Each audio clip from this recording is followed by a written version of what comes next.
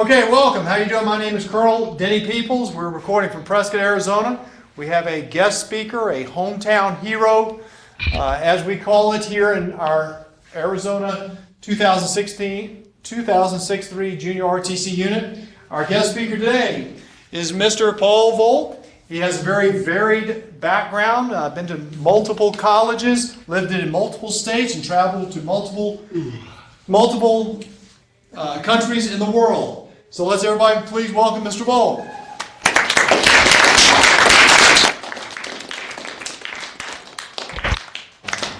Thank you. Well, I grew up in a very cold place called Anchorage, Alaska, and Would you like me to call up your sure, go ahead. Presentation here? All right. And I was in the upper third of my graduating class. I scored well on my national SAT and ACT scores, so I had my pick of colleges that I wanted to go to. I attended 7 colleges and universities in 6 different states. You may say, why so many schools? Well, actually, when I would change schools, I would look for the school that had the best in that category. I changed majors 4 times, but I finally got my major and I got everything taken care of. I took this a couple of summers ago. I was up in Anchorage. These twin baby moose were in our yard, and you can see this one has a collar on because they trace him and track her to find out where she's going and their migration habits and so on. So I'd like to have gone out and played with the little ones, but Mama was a little too big and a little too close. This next picture is just a few blocks from my parents' house. This is a lake. It's kind of fun when I freezes over in the wintertime. I tell people I can walk on water. And I do. I walk across that lake. I'm very much a health enthusiast.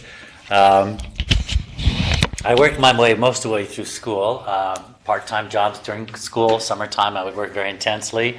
And my parents helped a little bit financially. And so it worked out very well. My bachelor's degree is in religion. I have 2 postgraduate certificates in health and nutrition. And I also took a CBEST test, which allows me to be a substitute school teacher when I decide I need to. But my work has kept me so busy for over 25 years, I've never substituted. I go into schools and I teach, clear down to the elementary.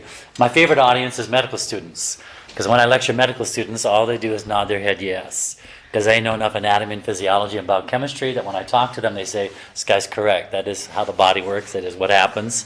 So med students are great audiences.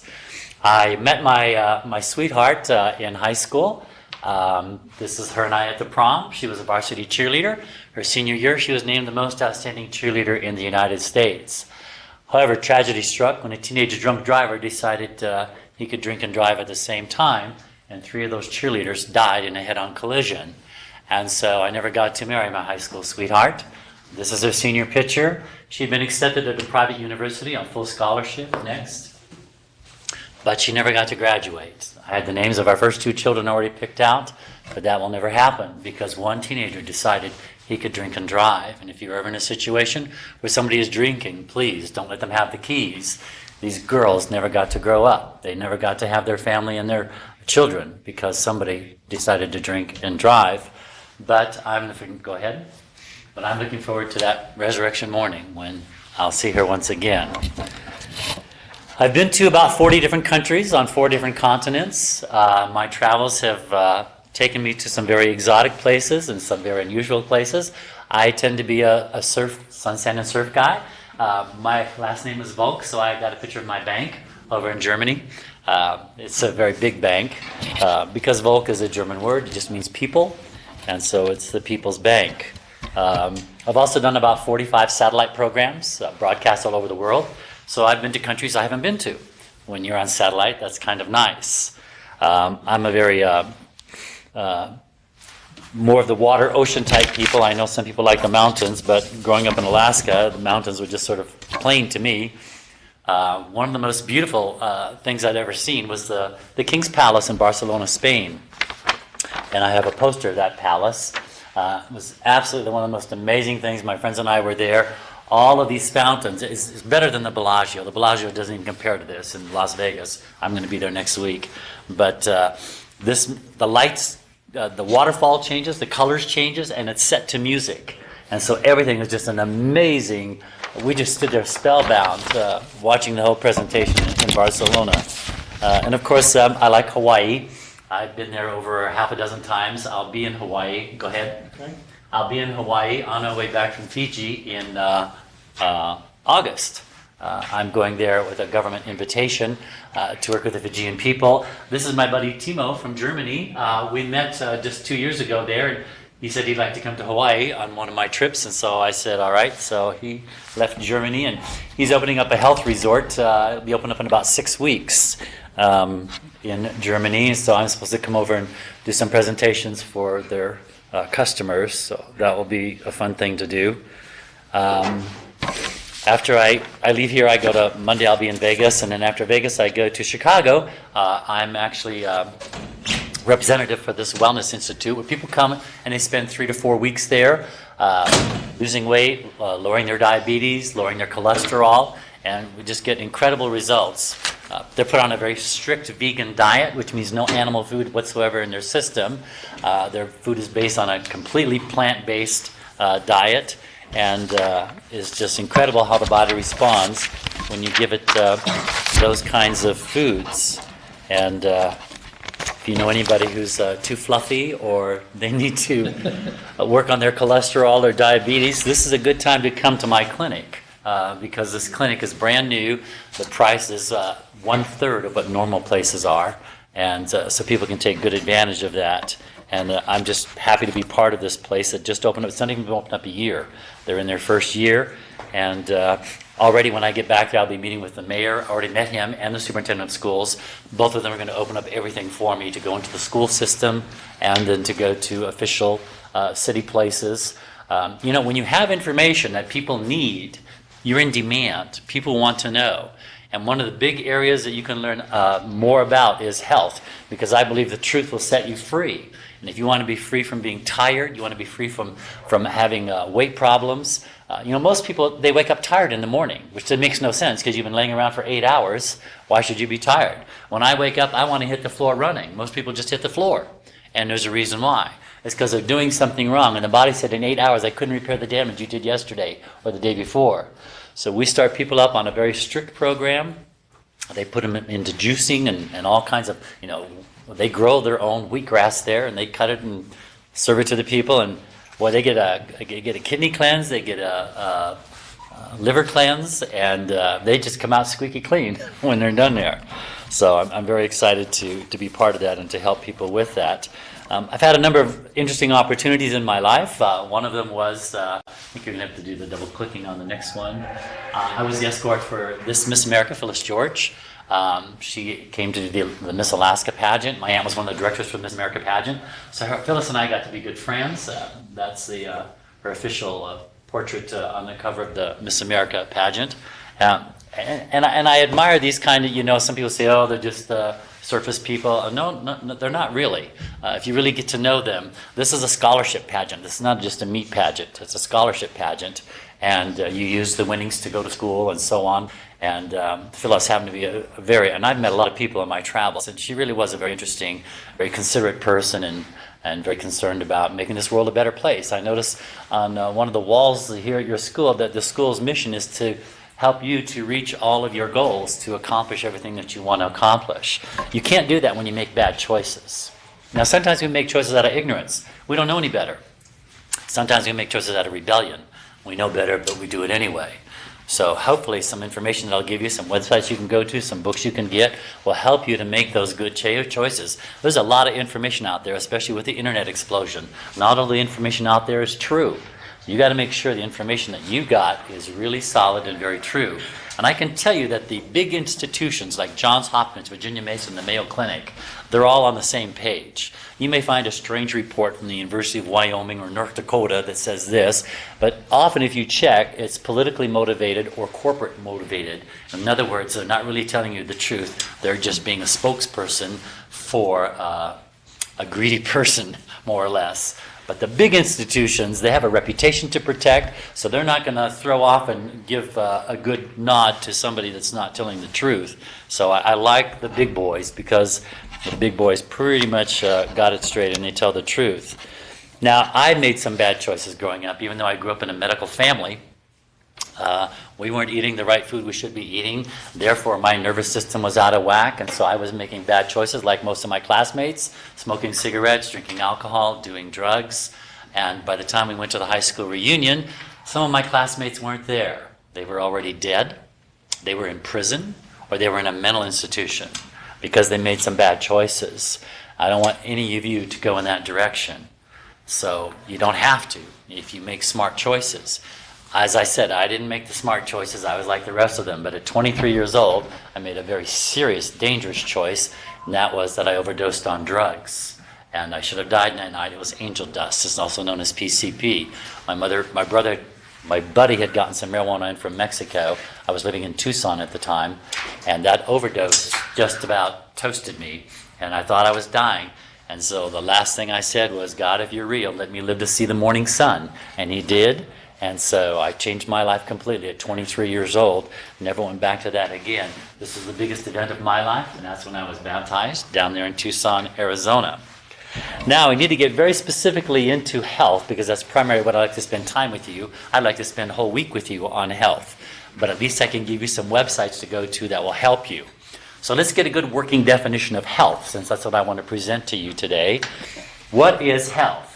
It's being able to use your mental, physical, and spiritual abilities to your maximum capacity, whatever that is.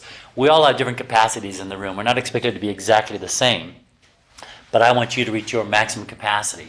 It's a terrible thing to look back on your life and wonder what you could have accomplished, what you could have achieved, but you didn't reach your goals because you made some bad choices. We don't want to make those bad choices, and we can learn how to make those better choices. In my lectures, I show people things that are good, things that are better, things that are best. And then you get to decide how you want to feel. You want to feel good? You'll do that. Want to feel better? Try some of that. And if you want to feel best, you can step up to that if you want. So we make it easy for people to take tiny steps toward doing better things for themselves. I introduce them to 8 doctors. Does anybody here have 8 doctors? Nobody here has 8 doctors? Well, let me introduce you to the 8 doctors that I work with. It's found in the 2 words New Start. That's the easy way to remember it. The N is nutrition, the E is exercise, the W is water. In the word start, S is sunshine, T is temperance, A is air, R is rest, and the last T is trust. And if you'll follow all 8 of those, I'll guarantee mentally, physically, and spiritually, you will reach all of your potential. The motto in my presentations is to be healthy, happy, and holy for heaven instead of sick, sad, and sinful with Satan. So these are the 8 ways that I follow on, and these take some work. They don't come naturally. We tend to be, I don't want to drink water, I need a buzz from my Coke or the Monster drink. Have you seen exactly how that sign on the Monster drink is like this, isn't it? Have you seen how it's painted like that? Well, a friend of mine who knows biblical languages says those are Hebrew numbers. I know it looks like a 7, but they're not quite done that way on that can. You know, it kind of goes down like this and up. And he said, well, those are Hebrew letters, and it's 666. I thought, that's quite interesting. Hebrew numbers on the Monster drink. And if you want to turn into a monster, that caffeine and that sugar can send you to the emergency room, because I know people who have to deal with young people who OD'd on Monster or Rockstar drinks. These are not toys. You're safer staying with 2 parts hydrogen and 1 part oxygen, H2O. That's what I drink. And it keeps my mind clear so I don't lose my route. All right? So I started practicing all these principles. My mother got a little upset because she's a nurse, and I went to a plant-based diet. And she says, where are you going to get your protein? Where are you going to get your calcium? And I said, Mom, I've studied it all out. I know where I'm getting my protein and where I'm getting my calcium. It's in the plants. You don't have to go to an animal source. After a number of years, I was invited, about 10 years, I was invited to go to England to speak at Oxford, Cambridge, and the University of London. And while I was there, they ran some tests on me. I scored the same level as the Olympic athletes. And they said, Mr. Volk, they actually said, Mr. Volk, it's actually impossible for you to have done this. And I said, why? They said, you've got to train 6 or 8 hours a day to do what you just did. You've got to be the best of the best, and you're too old. When I took that test, I was in my mid-30s. I'm now 63 years old. but I don't feel like I'm 63 because you're as young as your attitude and your arteries. If your attitude is positive and constructive, and if your arteries are open, you get to stay younger longer. Arteries are the freeways that bring oxygen, fluid, and nutrition into your body. And if they're clear and open, you get to stay younger longer. I started this when I was 23. I never got out of my 20s. That's where I'm staying, and I'm not getting out of my 20s. Who wants to be in their 60s? Not me. I'm not going there. Life is still exciting to me. Life is an adventure, and there's nothing that I haven't been able to do or in my travels experience. When I was in Paris, I climbed the Eiffel Tower. You're allowed to do that. When I was in New York, I went through the heavens, Statue of Liberty. Back then, you were allowed to do that. When I was in the South Pacific, I was 70, 80 feet underwater with tanks on and a scuba gear. I can't do that if I'm smoking cigarettes. I can't do that if I'm so fluffy I float and I can't get down there. All right? I have to be in good shape in order to do these things. My favorite thing, of course, is running barefoot on the beach. I love going barefoot on the beach. That ocean wave crashes, which means negative ions are everywhere. Your body thrives on negative ions. That's in the ocean and the mountains in highest concentration. Positive ions, the body does not like, those are in the city. My friends who live in Los Angeles and so on, they have a machine that actually produces negative ions into their house. You can plug them into the cigarette lighter of your car so you don't have road rage. You just click on those negative ions, roll up the windows, put on some good music. You don't have to carry a gun in the glove compartment because you're relaxed. That's what you want. Well, I was lecturing in Oregon. Somebody told me about the World Senior Games. And I said, what's that? They said, it's the Olympics for people who are over age 50. And I said, really? So I wanted to go check them out. So I flew to Las Vegas, got a car to St. George, Utah. There I am. I registered to go to the games. I wasn't going to be an athlete, but I looked at the other athletes and I saw what they were eating. And I figured, boy, if you're eating that, I think I can whoop you. So I entered two races. I entered the 5-kilometer race and the 1,500-meter race. Some 1,400 athletes were there from 40 different countries. This is the official jacket of the World Senior Games. You can see some of the flags of some of the nations that were represented. And in the 5-kilometer race and the 1,500-meter race, I was the silver medalist in both races. Now, the judges were shocked. They said, Mr. Volk, you just walked in off the street. All you've got is tennis shoes on. How can you take silver medals in both races? And I said, well, I guess my body is always in condition. The biggest thing that was interesting to me was they had a testing room the size of a gymnasium. And they tested you for bone density, they tested you for cholesterol, they tested you for glaucoma, all of these things, because they're over 50 and a lot of these people were falling apart. Well, these guys weren't particularly because they were good athletes. But they had a new machine that looked like a camera projector, and what it does is it tests your immune system. And it has a blue laser light that goes into your skin. It gathers data from your skin. It cost $7 million to develop this machine. I took the test on the machine. I did extremely well. A couple of years later, some people that I know in California bought the machine themselves. They wanted their own for business purposes. And they gave me the test again to see how I would score. And this is the document that produced to show how your immune system is doing. And if you score under 10,000, you're in bad condition. You need to go to a doctor right away. You'll be down in the red zone if you're under 10,000. 15 to 20, you're doing better. 20 to 25, you're getting good. If you're over 25,000, you don't have to worry. So when I took the test the second time, I pretty much ate most of my food organic, and 70 to 80% of my diet was raw. And so I said, well, how did I score on this new one? And they said, well, we're not really sure. And I said, why is that? And they wrote it in pencil. They said the machine only goes up to 59,000, and you went off the machine. Your immune system is so high, we can't measure it anymore. So when the mosquitoes take my blood, they can beat up the hornets and the wasps and the bees. They're in good condition. So I want that to happen for you. And the more you eat a plant-based diet, the healthier you'll be. I'm not telling you you have to be a vegetarian, but I am telling you what the American Dietetics Association is, the Drug Administration is, and that is more plants. More plants you get into your diet, the healthier you're going to be.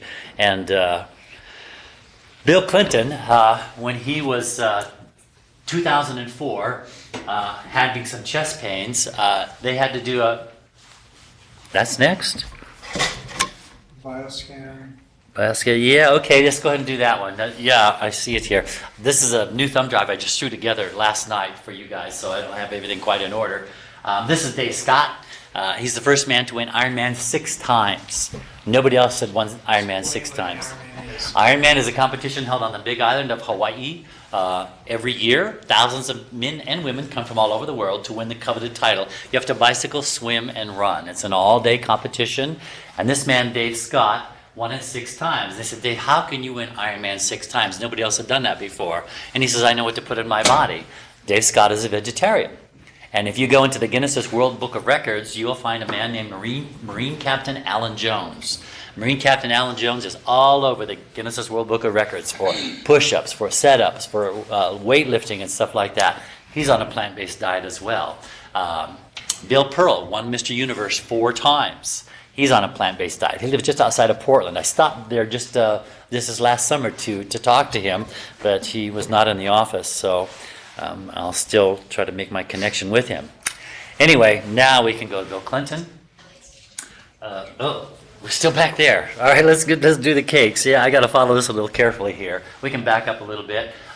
We didn't have good eating cabinets in my house because my dad was a cake decorator. He's actually a very famous cake decorator. He's decorated cakes for 4 American presidents. Here are 2 of his presidential cakes. This was Eisenhower. This was Johnson. No. This was Kennedy, Johnson, Truman. Anyway, he did 4 presidents. In 1976, the next one, he won the gold medal in Germany, recognizing him as the #1 cake decorator in the world. In 1976, America celebrated her 200th birthday. The state of California commissioned my father to make the biggest birthday cake in the world. And this 3-story, 35,000-pound cake is what my dad made for the bicentennial. This cake was not in our house, because had it been, my brother and I would have tried to eat it. All right, now I think we can get to Bill Clinton. There we go. 2004, Bill Clinton had a quadruple bypass, because his favorite food to eat was McDonald's. When he went on Air Force One, which is the president's plane, he would always carry McDonald's on the plane. He could have anything he wanted, but he liked Big Macs. Well, he got his Mac attack all right. 2004, they said, he went in for some chest pains. They said, we got to operate on you. And he goes, when? They said, tomorrow morning. He said, tomorrow morning, you have a 4-way blockage. You could die right now. Right now, you could die. Now, for 8 years, they did massive physicals on him every year that the president gets. And yet, how did they miss this? But they did for 8 years. And finally, in 2004, said, we're going to cut you. So they cut him open. That was a wake-up call for Bill Clinton. He formed an organization called the Alliance for a Healthier Generation. I belong to this organization. I support it because what they're trying to do is help young people like you not fall into the same trap that former President Clinton fell into. I met Bill Clinton in 2008 when he was campaigning for Hillary. I was up at Lake Tahoe after his campaign. Yeah, I took this. I was afraid to do it. I thought they were going to, security, was going to grab my camera. But I held it up real slow and took the picture looking every direction. And they let me have the picture. Bill Clinton shook my hand afterwards. And I can tell you that 2 years later, he became a vegan. So if any of you want to shake my hand before you leave today, we can see if that can charge through and you might be encouraged there. Explain what a vegan is. A vegan is someone who eats no animal-based foods, no meat, no eggs, no milk, no cheese, and you think, what's left in life? Well, Bill Clinton found out. What he did was, a year or so after his quadruple bypass, they told him, they said, we got to cut you again. And he says, no, we're done with that. And they said, well, if we don't cut you open again, you're going to die. And I go, why do you got to cut me open again? And he said, well, your arteries are plugging up again. So former President Clinton got smart. He decided to contact people that I know, like Dr. T. Colin Campbell, who I've been with twice, Dr. Esselstein of the Cleveland Clinic, Dr. Dean Ornish. And he says, hey, listen, I want to talk to you guys. You guys are nutritionists. What's going on that they have to keep cutting on me? And they said, well, you got to get rid of the animal food out of your diet. And he said, well, and you can watch the interview on CNN. You type on YouTube, Bill Clinton diet or Bill Clinton vegan, and you'll see him right on YouTube. And Wolf Blitzer is standing there like a deer in headlights going, what? No meat, no eggs, no milk, no cheese. He's just looking at him like he didn't know what happened. But Bill Clinton said, he says he eats a little fish once in a while, so I'm going to have to shake his hand one more time to shake the fish right out of him. But he said he uses almond milk. He's completely plant-based. He says he eats a little fish once in a while. That was it. And he lost 25 pounds in time for Chelsea's wedding. That's his daughter. And so, good for him. So you're saying, well, why would somebody want to go in that kind of a diet? You shouldn't be eating that way. Well, let's do a little anatomy and physiology. Let's take a look at this human body, see what it's built for and how it functions best. I mean, your car is an internal combustion engine, right? It requires gasoline or diesel to make that engine run. People know more about how to take care of their car, how much air in the tires, how much oil, what kind of gasoline, than they do about their body. Well, this is where you live 24/7, so you don't want to mess this up. So let's take a look at the human body and see what it's designed for, okay? First of all, let's take a look at your mandibles, your jaw structure. I want to see if you can do what I do. Watch up here. Can you move your jaw from left to right like this? Okay, that's good. No? Oh, you got it. All right. Now, can you do the second one? Can you move your jaw straight up and down like this? All right. Now, here's the tricky one. Can you move your jaw forward and backward like this? Oh, don't you look silly? All right. You can move your jaw 3 directions. Only vegetarian animals can do that. The jaw of a meat-eating animal will only go up and down. You've never seen a dog eat like this. He can't. He's a meat-eating animal. His jaw will only go up and down. But horses, goats, cows, your mama, jaw goes like this because this is designed for bulky, fibrous plant food. And that's how it works. Okay, next, you want to keep that up there. Okay. Next, we want to take a look at, there we go, our teeth. Any dentist or hygienist will tell you have the dental structure of a plant-eating animal. Your molars and your bicuspids in the back are flat on top, they're round on the sides. You have 4 canine incisors, 2 up here and 2 down here for apples and carrots. But the rest of your teeth are flat. They're straight across the front. They're not sharp and pointed like a wolf or a bear, are they? No. If you use these teeth and sneak up to a cow and dust off his hind quarter, and you try to take a chomp, these teeth will not puncture his flesh. All you're going to get is kicked, all right? Because these teeth are not designed to puncture flesh. They're designed to grind seeds, nuts, berries, fruits, and vegetables. That's what these teeth are designed for. Now, what about your saliva? You were to send a sample of your saliva, just spit into a cup, send it to a laboratory. They took a close look under a microscope. They would find a very high concentration of specialized enzymes that are designed to break down starches. This only occurs in vegetarian animals, so you're busted. Your saliva gave you up. Your saliva clearly says, they would say in the lab, I don't know what this animal is, but it is a plant-eating animal. It is not a flesh-eating animal because these enzymes are too high concentrated, which are designed to break down starches. Now what about your claws? You don't have claws. You can't walk up to an animal and slash his ribs and take all the flesh off. No, you have very soft padded fingers and an opposable thumb. So when you gather the berries, the fruits, and the vegetables, they're not destroyed. Now man likes to pretend he has claws. Oh yeah, he'll pick up a fork, he'll pick up a knife, and he'll go, "Rawr, I'm a meat-eating animal. Look at my claws." Who are you kidding? Those aren't your claws. Now what about hydrochloric acid, HCl? Hydrochloric acid is something your body produces to digest the food. The meat-eating animal produces, are you playing with something back there? I want you to put it away. Okay, you just looked a little suspicious. You weren't looking up here. All right. Hydrochloric acid, HCl. The meat-eating animal produces 10 times more hydrochloric acid than you do. You don't produce enough hydrochloric acid to neutralize the toxins that are in meat. You say, what? Toxins in meat? Biologically speaking, meat is 75% toxic to the human system. It's full of urine, hormones, waste products, cholesterol. This isn't good for you. Your body isn't designed to handle it. So let's take a look at your stomach, inside your intestinal tract, and see what it's designed for. Digestive tract of a meat-eating animal is very short, only 3 times the length of the animal's torso. Digestive tracts of meat-eating animals is 10 times the length of the animal's torso. And guess what? Yours is 10 times the length of your torso. It's about 30 to 40 feet long. Now, in order to go through this kind of digestive tract that's long and convoluted, convoluted means it has a lot of curves in it. In order to push through this, the food has to have fiber in it to carry it through. It's kind of like a sponge, and it carries it all the way through. There is no fiber in cheese. There's no fiber in flesh, chicken, meat, fish. There's no fiber. So when you put a non-fiber food item inside this one, it gets what we call impacted or trapped.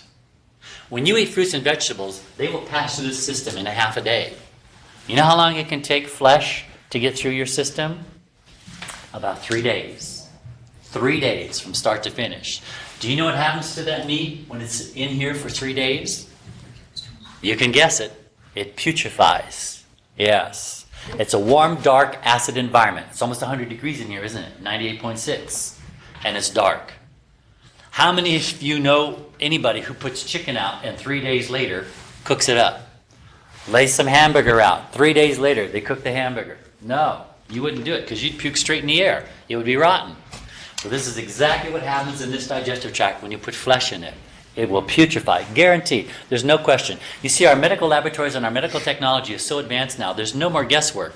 We know what happens to not only your body, but your brain when you eat an apple, when you eat a carrot, when you eat a Big Mac, when you have pizza, when you have milk. We know what happens. We can follow it. We watch what goes on. These fiber optic cameras are amazing. And then all these other imaging machines that we have, there's no more guesswork. So the food industry can't lie to us like they did when I was growing up. When I was your age, we didn't know this stuff. We didn't even have half of these words I'm using. But we know now, and now we can follow it, and it's very clear. And that's why Harvard Medical School, who said this? Harvard. They said if you will eat all the different colors, different what? Colors of the fruits, nuts, grains, and vegetables, you will get all your nutrition. The food is color-coded. Different colors have different nutrition. Anything that's dark orange is always high in vitamin A. Anything that's a deep leafy green is always high in vitamin C. The darker the color, the more nutrient dense it is. That's why there's a big rage now on kale, because kale is such a very, very dark green, but they're realizing, man, this thing is loaded with nutrition. When I travel, I usually take some powder with me. I should have brought it with me, but I take a powder with me because I don't always get my food when I'm traveling. And so I've got barley grass and wheatgrass and kale and Brussels sprouts and broccoli all in a powdered form in a jar that I keep, and I take a tablespoon of it when I'm traveling so that I keep all the nutrient-dense foods if I can't get a hold of them in some of my travels. And I'll tell you, it really makes a huge difference. Now, T. Colin Campbell, the one that Bill Clinton talked to, he's the nutritional biochemist at Cornell University. He is professor emeritus at Cornell, which means he's held in highest esteem. He was selected to head up the China study. This was the largest, what they call epidemiological study in the history of medicine. In other words, they studied a population group to see why they have the diseases that they do. And so Oxford and Cambridge teamed together to do this study, and Dr. Campbell was selected to do this study. It's called the China Study. It's been out for a couple of years now. It's a book. It's in my library. You can probably get it in any public library now or check on Amazon.com. But Dr. Campbell studied the Chinese, and he found out that only 10% of their diet was animal source. Only 10%. 90% of their diet in China was plant-based. In America, 70% of our diet is animal-based, and 30% is plant-based. And actually, it's even less than that now. Americans only eat maybe 10 to 15% of their diet on plant-based, and half of that is French fries and potato chips. So that plant isn't really a healthy plant source when you fry it up or you salt it up. So anyway, Dr. Campbell did the study, and he came to the very clear conclusion that the reason China doesn't have many of the diseases that we have here in the Western world is because they are on a plant-based diet. It's absolutely incredible, very interesting. People say, well, what about fish? Isn't fish okay? Well, I'm a little nervous about fish. I've lectured to the Eskimos in Kotzebue, Alaska, which is above the Arctic Circle. And when I was lecturing the Eskimos above the Arctic Circle, they said, our fish have mercury poison. And I said, get out of here. You're above the Arctic Circle. How could you get mercury poisoning in your fish? And they said the acid or contaminated rain from Russia crossed the Bering Straits into Alaska and contaminated our rivers, our lakes, and our streams. So I don't care where you live, even if it's above the Arctic Circle, you may not be getting healthy fish. I was in Fiji lecturing. At the end of my lecture, a man from the government stood up and he said, you listen to this man because he knows what he's talking about. Our fish in Fiji have mercury and lead poisoning, both. And I was a little surprised. Have you ever seen Fiji on the map, on the globe? It's in the middle of nowhere. There's no neighbors anywhere. I said, I had to ask the question, how did your fish get mercury and lead poisoning out here in the middle of nowhere? And he said, well, fish migrate.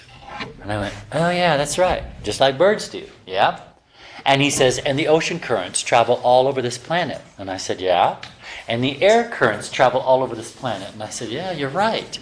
He said, you may live in a very pristine, healthy area. but contamination comes in, especially if it goes near a country where there is a dictator or a communist leader.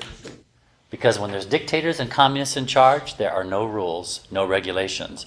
All the atomic waste, all the pollution go into the air and go into the water. Nobody stops them. So there's nothing we can do. And he says some of the fish that we have in Fiji have actually migrated down from Brazil. You got problems with contamination.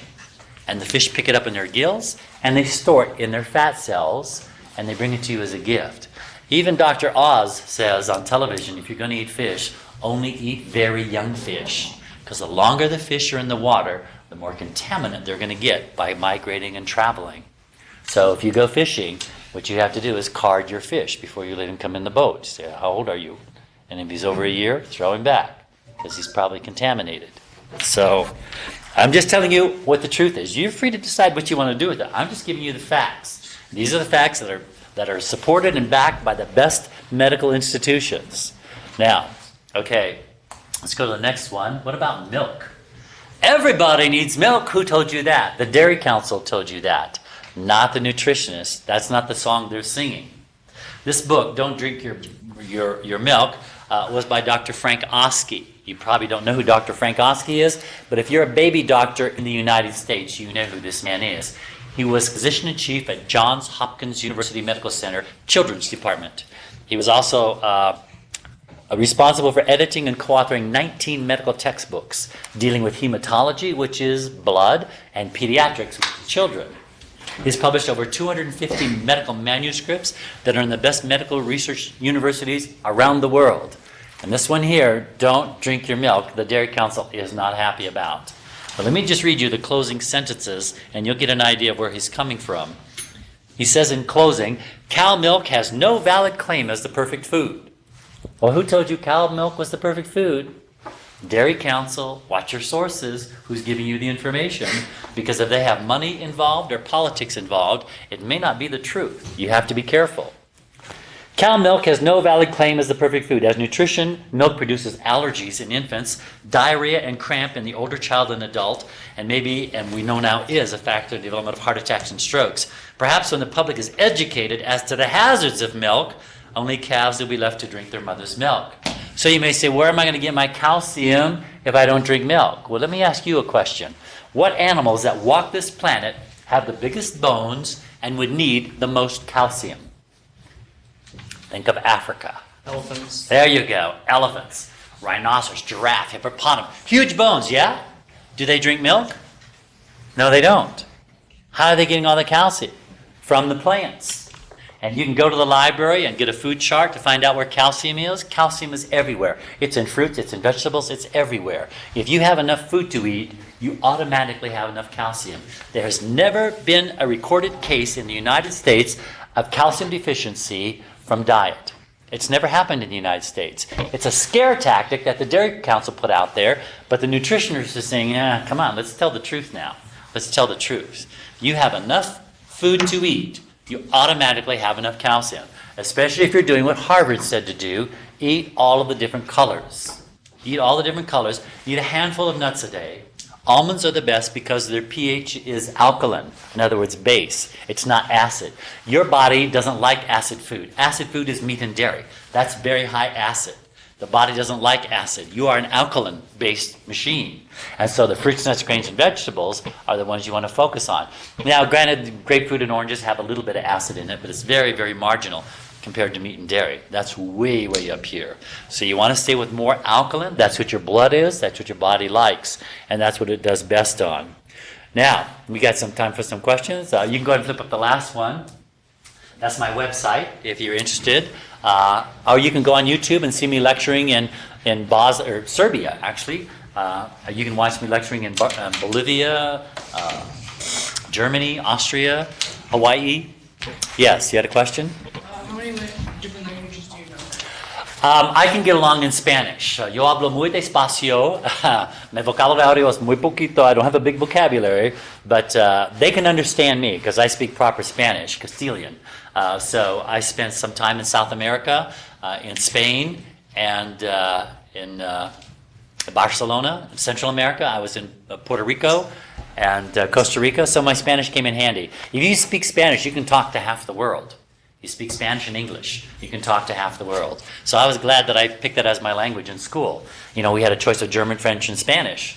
Well, I was figuring back then, well, I'm closer to Mexico than I am to Germany, so I'll study Spanish. I'm really glad I took Spanish for 3 years, because it's been very helpful. It's gotten me jobs, because I could speak Spanish to the customers. All right?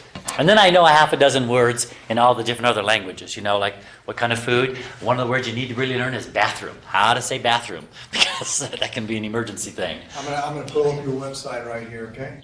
One of the hardest words for me to say was a Russian word for bread, because we don't make this sound in English. But the Russian word for bread is chleb, and that's what they call bread. And then I say chleb niet bieli, which means bread not white, because I don't eat white bread. The whiter the bread, the sooner you're dead. The whiter the rice is not so nice. So I eat dark bread only. And yeah, it's fun learning the different language, kapusta, markov, yablka, all the different languages for the fruits and vegetables. So when I go to the restaurant, I can order, you know, what I want. And languages are fun. They're interesting. Some of the languages are strange. I didn't learn the clacker language, and I didn't want to. Have you heard the clacker language? No. Yeah, it's an African language. It's not written, because how can you write, how can you spell it, you know? But it's called the clacker language. It's very unusual. But it's their language down there. I didn't learn it. All right, any other questions? I know some of this may be new to you. Some of it may be shocking. Some of it you may not believe. That's okay. You don't have to believe what I say. But if you don't believe what I say, show me your documents. Give me your proof. Because if what you say is valid, I'll be using it. When I first heard some of this, I was going, oh, wait a minute, that can't be right. That can't be right. But the more I did my research and listened to the experts, those who are really know what they're talking about, the more I was convinced, boy, these guys, I got to make a shift here if I'm going to stay younger longer. Yes. Oh, give me 5? Okay. Any other questions? I'd encourage you, there's a video that you can, or a movie you can watch on Netflix called Forks Over Knives. How many of you have seen that? I know they showed it here at this school. Forks Over Knives. That's a good one. Sick, Fat, and Nearly Dead. Another good video that you can watch. Another one is the guy that ate McDonald's for 30 days. Super size me. Super Size Me. I saw that in Canada, actually. I was in Canada. Someone said, hey, let's go see this. So we went to it. Now, I realized there's this other guy who's just claiming now that he ate McDonald's for 30 days and he lost weight. But what he started doing is walking 45 minutes a day. But do you think it was the McDonald's that caused him to lose the weight, or the walking for 45 minutes a day? Yeah, go figure. Yeah, it was the walking. So, but he's trying to give McDonald's a credit. I suppose he wants to be McDonald's poster boy, just like that one guy is for Subway, who lost all that weight and kept it off. Have you heard of him? He does a lot of commercials for Subway. By the way, water drinking is one of the best. Do you guys drink at least 8 glasses of water a day? Yeah. Good. I want you to do that. When you first get up in the morning, your urine will be a yellow-orange color because of all the bacteria overnight. And so you want to get the plumbing humming first thing. I drink 2 glasses of water, not right away. And throughout the day, I make sure I get 8 glasses of water. Your urine should be clear and odorless by noon if you're drinking enough water. That's the litmus test. That's how you know you're getting enough water. Your urine is clear and odorless by noon. It'll be dark in the morning, and that's okay. Don't worry about that because you had 8 hours of building up. So you want to get the plumbing humming first thing in the morning, and that's what water does. Coffee, milk, juice, tea, soda pop have to be processed and digested. Water does not have to be processed. It does something nothing else will do. It flushes the body. Nothing else will flush the body. And your body is like a toilet. Literally, it needs to be flushed. And water is the flushing mechanism that will do exactly that. Boy, I wish I had time to talk to you about the studies they did on lab rats. When they gave lab rats the normal American diet with mustard and pickles and vinegar and spices and pepper and fat and meat, they all went to drinking alcohol in the laboratory, all of them. And then when they changed the diet back to a simple plant-based diet, 90% of them went back to drinking only water again, but about 10% died of cirrhosis of the liver, alcoholism, because they were getting so jacked up from their diet with all these stimulants, the spices, the vinegar. You can watch a good lecture on YouTube on it by Dr. Blaylock, Blaylock. He does a 1-hour presentation on a word he calls excitotoxins. And young people, you do not need excitotoxins in your body because you're buzzed up enough with your music, your video games. You've got to really watch it. You're pushing yourself over the top, and when you do that, you end up in the police station.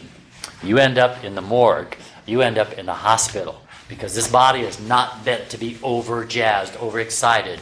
And music and video games, are you still down there on your lap? No. Oh, okay. You keep looking down there a lot. Make me nervous. All right? So, what you want to do is be careful. Listen to what musicologists tell you about music and how music affects your neurotransmitters in your brain. Music definitely affects it. And you got to be careful about the music you're listening to, because it's going to set you up to be violent and aggressive, sexually active, or experimenting with tobacco, alcohol, and drugs.